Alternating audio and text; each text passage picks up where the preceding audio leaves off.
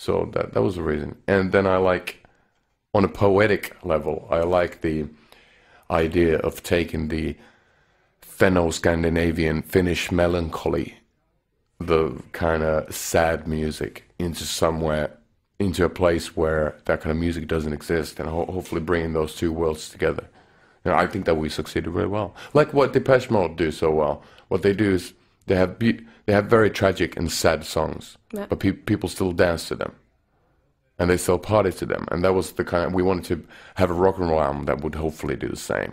You know, being like a kick in the butt, but at the same time, hopefully make you think, and you can, you know, be a bit sentimental when listening to it. And if you would have to describe Screamworks in just 4 or 5 words, I mean, you described it in so many, what would be the essential that comes out for you? 4 or 5 words. Can you use 6 also? I don't know whether the is a word or not. No, it doesn't count as a word. Well, I think it's the well, let's say I have to use longer sentences. Well, I could say it's the best rock album of this decade, which is kind of easy because the decade has just started. So I'm kind of like saving myself. But then again, it sets the bar pretty high. So I think I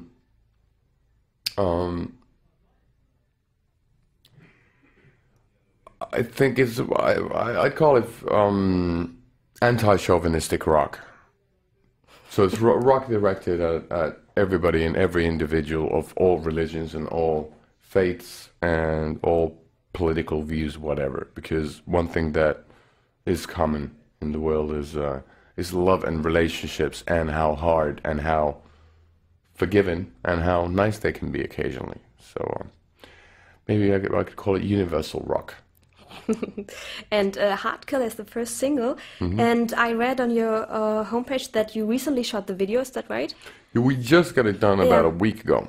And you're every day you're publishing a new photo, it seems. Can you tell us a bit more? Well, I'm not publishing any photos, you know. Yeah, That's the label. it's always like a sneak peek for your fans, another photo. You know, that's the way of the world nowadays with the internet and all that. The video was directed by a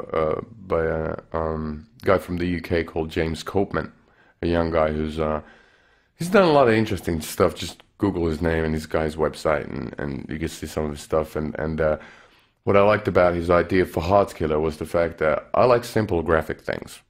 Not graphic, not meaning violent things, but graphically, I love graphic design. So I like simplicity of logos and stuff like that. So I like the fact that he wanted the band to perform in a dark room where you couldn't see the room. It's just a studio room, lit in blue and red, like kind of like old school negatives in a way. And then using taxidermy, stuffed animals in the post-production, you know, moving the same way as the band does, and then having a really sweet and beautiful looking model doing the poses of the animals as well. So it's kind of David Lynch. But then again, it's not scary, at least not for me, and it's a fairly basic performance video of me singing the song and the band playing their instruments. But it's visually really, I like the simplicity. You got to see it, I guess. Yeah. You know, it's tough to explain it in words because there's no plot.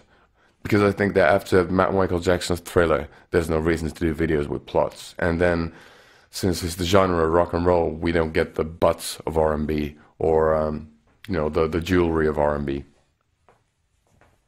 And what are the plans for the near future? I read that you're doing an extreme big tour everywhere. Well, that's what bands do. They always you have to tour, but well, you don't have to, but we've had the pleasure of doing so. Well, the album's out on the 12th here. We're going to be performing. We're doing it on Valentine's. We're playing London.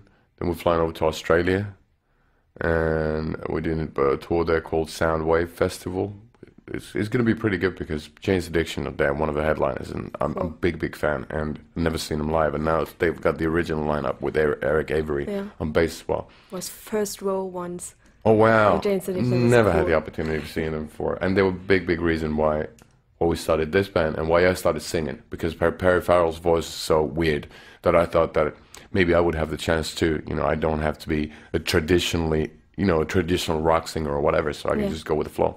But After that, we're flying back. We're doing a few gigs here in Europe, touring the UK for a bit, and then flying over to North America, tour some more. Then doing as many summer festivals in Europe as possible. Hopefully, the Energy Festival as well.